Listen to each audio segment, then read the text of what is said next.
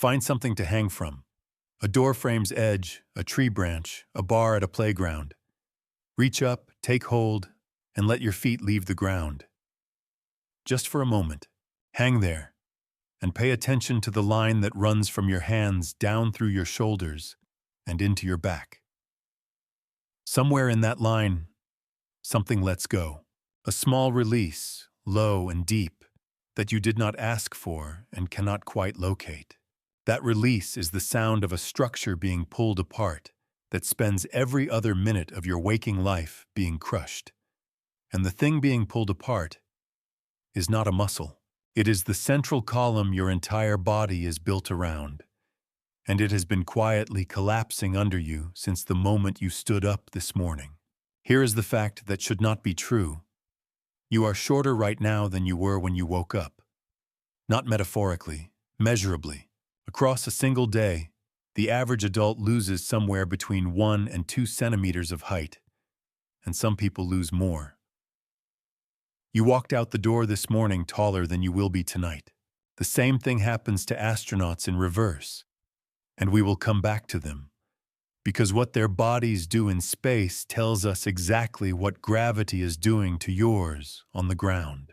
But first, you have to understand what is actually being compressed, because it is one of the strangest materials in the human body, and almost nobody is taught how it works. Stack your vertebrae in your mind. 24 of them, from the base of your skull to your pelvis, small rings of bone threaded over your spinal cord. Between each pair sits a disc. There are 23 of these discs, and together they make up roughly a quarter of the entire length of your spine. They are not washers. They are not cushions in the way a car's suspension is a cushion. Each disc is a pressurized hydraulic chamber. At its center is the nucleus pulposus, a gel made mostly of water bound to long, branching molecules called proteoglycans. Around that gel is the annulus fibrosus, 15 to 25 concentric rings of collagen, each layer angled against the next like the plies of a radial tire. The gel pushes outward. The rings hold it in. The disc holds its shape the way a water balloon holds its shape by being full, and it is full of water. In a young, healthy disc, the nucleus is around 80 to 85% water by weight. That water is what bears your load. When you stand, when you sit, when you carry a bag or simply hold your torso upright against gravity, the force runs down your spine and squeezes those discs, and the water inside them is slowly pressed out through tiny pores into the surrounding bone. Over the course of a day, disc by disc, you lose fluid, the discs flatten, and you get shorter. This is why you measure tallest in the first hour after waking. You spent the night horizontal, and the water came back. And understand why it comes back, because this is the engine that keeps your spine alive. Those proteoglycan molecules at the center of the disc are not passive jelly. They are studded with negatively charged sugar chains, fixed in place, packed so densely that the disc carries what biophysicists call a high fixed charge density. Negative charges attract positive ions, sodium and potassium, dissolved in the body's fluid, and where the ions go, water follows by osmosis. The disc, in other words, is a chemical pump that is permanently thirsty. It wants to swell. The only thing stopping it is the load pressing down from above. So the whole system is a standoff. Gravity squeezes water out. The proteoglycans pull water back in. During the day, gravity wins, and the disc slowly loses its battle. The instant you remove the load, the chemistry takes over and the disc drinks.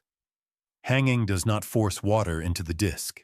It simply lifts the weight long enough for the disc's own osmotic hunger to do the rest. Now here is the second mechanism, the one that turns a boring fact about height into something that matters for the rest of your life. That disc, the largest vascular structure in your body, has no blood supply of its own. None. A muscle is laced with capillaries delivering oxygen and nutrients and carrying away waste. The disc has almost nothing. The cells inside it, the ones that maintain the gel and repair the collagen rings, sit in the most nutrient-starved environment of any cells in the body. So how do they eat? They depend almost entirely on diffusion across the end plates, the thin layers of cartilage where disc meets bone. And diffusion alone is not enough. The disc is fed by movement, by the cycle of load and unload, compression and decompression, that pumps fluid in and out like a sponge being squeezed and released. Squeeze and waste-laden fluid leaves. Release and fresh fluid carrying glucose and oxygen rushes back in. Sit still for 16 hours a day, and you give the disc the squeeze without the release. You compress it and keep it compressed. The pump stops pumping, and the cells at the center of the disc, already living at the ragged edge of starvation, begin to suffocate in their own metabolic waste. Researchers studying disc degeneration, including the work of Jill Urban at the University of Oxford, who spent decades measuring how nutrients actually move through this tissue, found that the concentration of oxygen and glucose at the center of a large disc can fall to almost nothing, and that the failure of this nutritional supply is one of the earliest events in the cascade that leads a disc to degenerate. Not injury first, starvation first. The disc breaks down from the inside because it stopped being fed. This is where hanging stops being a stretch and becomes something closer to a medical intervention. When you grip a bar and lift your feet, you flip the force. For the first time all day, instead of gravity pressing your vertebrae together, your own body weight is pulling them apart. The technical word is axial traction. Your arms become the anchor, your spine becomes the load, and the discs that have spent the day being crushed are suddenly under tension. The pressure inside the nucleus drops, and as it drops, the disc does exactly what a sponge does when you stop squeezing it. It draws fluid back in, water, and with the water, the dissolved nutrients those starving cells have been waiting for. There is a measurement behind this. Researchers have placed pressure transducers directly inside the lumbar discs of living volunteers. The foundational work was done by Nachemson, a Swedish orthopedic surgeon, beginning in the 1960s, and refined later by Hans-Joachim Wilke at the University of Ulm, who recorded disc pressure across an entire day of normal activity. The numbers are stark. Lying down, the pressure in a lumbar disc sits around 0.1 megapascals. Stand up, and it roughly doubles. Sit slumped forward, and it can climb past 0.8 megapascals, 8 times the resting load. But hang. Let the spine decompress under traction, and the pressure drops below even the lying down value into genuine negative territory relative to standing. You are not just removing the load. You are reversing it. You are pulling open a structure that has been clamped shut all day, and there is a consequence of that decompression that reaches beyond the disc itself, into the nerves. Between every pair of vertebrae, on each side, there is a small opening called the intervertebral foramen, and through each one passes a spinal nerve root carrying signals to and from a region of your body. When a disc flattens under a day of compression, that opening narrows. The bones drift closer together, the disc bulges slightly outward, and the space the nerve has to pass through shrinks. In a spine that is already worn, this is where the pain lives. The ache that runs down a leg or an arm. The tingling, the numbness that has no obvious cause. When you hang and the discs are drawn back to height, those foramina open. The bones separate. The nerve root is given room. This is the same principle behind the mechanical traction tables used in physical therapy clinics. Machines that cost thousands of dollars and do, with motors and straps, exactly what your own body weight does when you let it dangle from your hands. You are carrying the traction device with you everywhere you go. You have simply never switched it on. But the spine is only half the story, and the upper half of that story is happening at your shoulders. When you hang from your hands, the entire weight of your body transmits up through a narrow corridor in each shoulder. At the top of your upper arm bone sits a tendon, the supraspinatus, and it has to pass through a tight gap between the head of the humerus and a shelf of bone above it called the acromion. This gap is the subacromial space, and in a huge number of adults, it is too narrow. Decades of rounded posture, of arms held forward over keyboards and steering wheels, of shoulders that never travel through their full range, gradually crowd that space until the tendon gets pinched every time you lift your arm. This is impingement, one of the most common causes of shoulder pain on Earth. A surgeon named John Kirsch noticed something his colleagues had missed. Kirsch was an orthopedic surgeon who, faced with his own shoulder pain and the prospect of surgery, started simply hanging from a bar, and his shoulders got better. He then put his patients on the same protocol, hanging for progressively longer periods, and tracked them with MRI. What he proposed, and published in his book on the method, is that hanging does something a stretch cannot. When you let your body weight pull down through a raised arm, the head of the humerus is drawn downward, and the acromial arch above it is gently bent and remodeled over time, widening the very space that was pinching the tendon. The hang reshapes the joint. The force of your own hanging body, applied for 30 seconds at a time, becomes a slow architectural correction.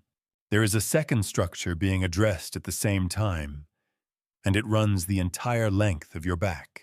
The thoracolumbar fascia is a broad, diamond-shaped sheet of dense connective tissue spanning from your pelvis up to the base of your ribs, and it is far more than a passive wrapping. It is laced with sensory nerve endings, woven into the latissimus dorsi above and the gluteal muscles below, and it acts as a tension-bearing membrane that ties your upper body to your lower body across the lower spine.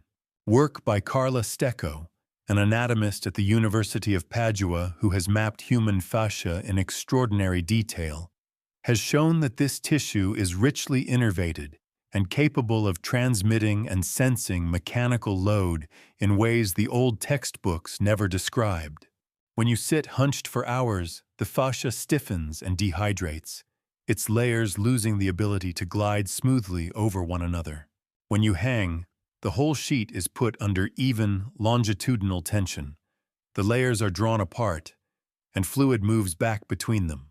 The vague, deep relief people feel across the lower back during a hang is partly this: an entire sheet of living tissue being stretched and rehydrated along the lines it was built to carry. And this points to the deepest layer of all, the one that explains why a single behavior can rebuild bone and joint and disc at the same time. Your skeleton is not a fixed scaffold.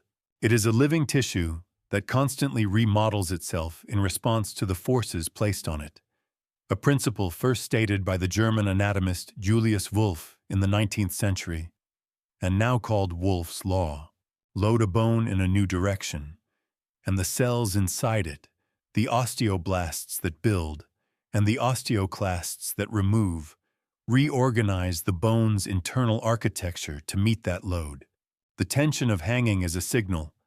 It tells the bones of the shoulder girdle, the tendons, the ligaments, the entire suspended chain, that this is a force the body must be built to handle. Tissue follows demand. Stop demanding, and the tissue quietly disappears.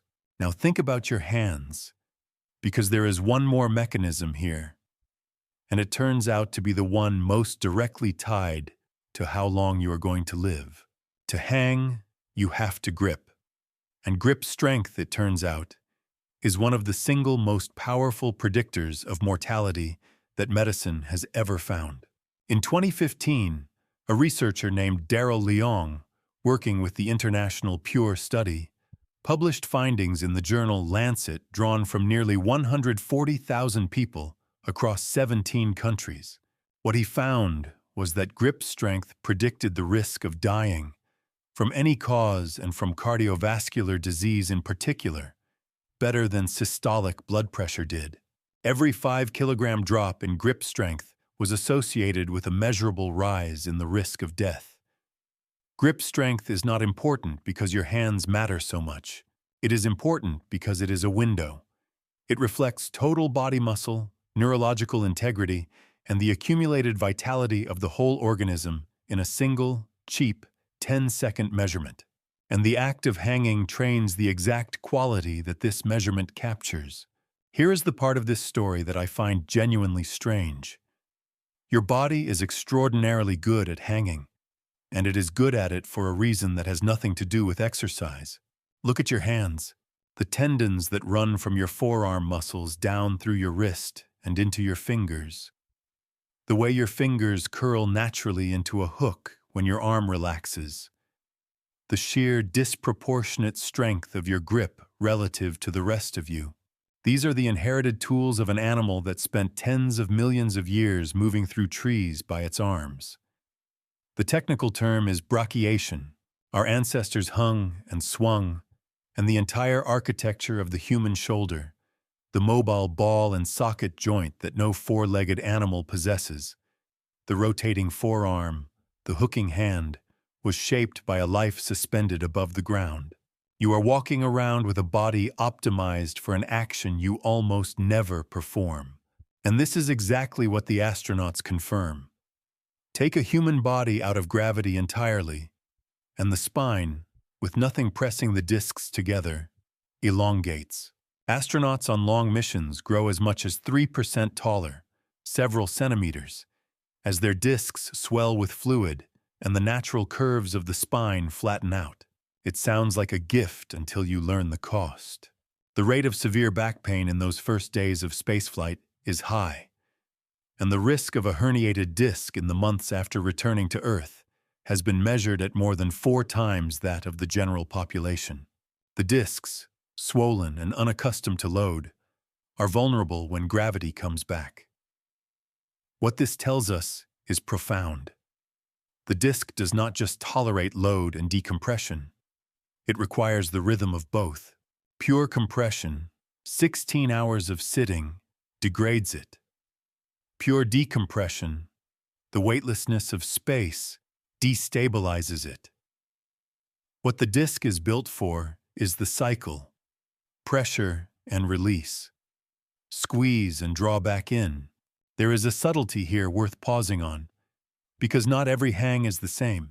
When you let your shoulders relax completely and simply dangle, what physiologists call a passive or dead hang, you hand the entire load over to your ligaments, your joint capsules, and your discs. That is the maximum decompression, and it is the one that draws fluid back most powerfully. But it is also demanding on tissues that have grown unaccustomed to it, which is why someone who has not hung in years should begin with only a few seconds, feet lightly supported on the ground, to take some of the weight, and build slowly. As the grip and the shoulder girdle strengthen, the time extends, and the body adapts exactly the way Wolff's law predicts it will. The point was never to perform a feat of strength. The point is the direction of the force. Even 10 seconds of genuine traction does more for a compressed disc than an hour of any stretch performed standing up, because no standing stretch can ever reverse the load. Only suspension can. That cycle is precisely what almost no part of modern life provides. We have engineered decompression out of our days.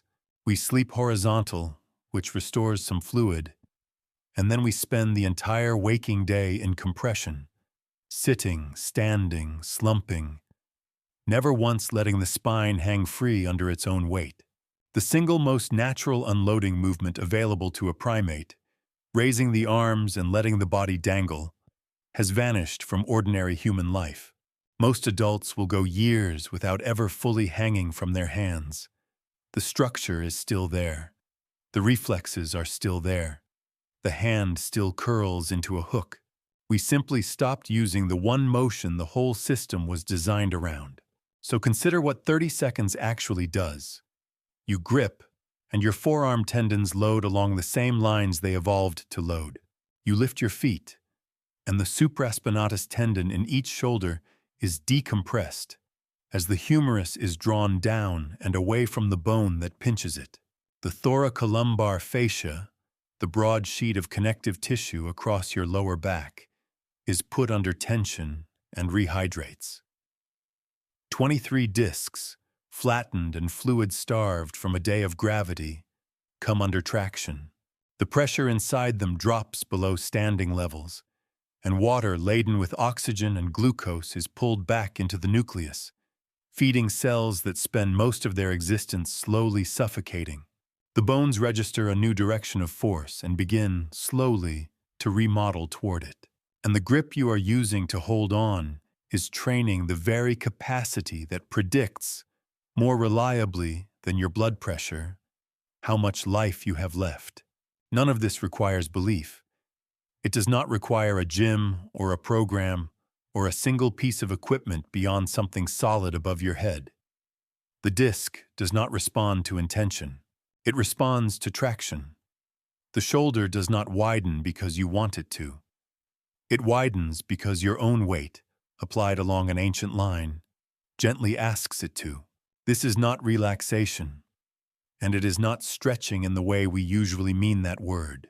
It is the deliberate, brief reversal of a force that has been working against your spine, uninterrupted, since you got out of bed. So the next time you pass under something solid and overhead, a bar, a beam, a sturdy branch, reach up and take hold and lift your feet. Hang for 30 seconds. Feel that small, deep release somewhere along your spine.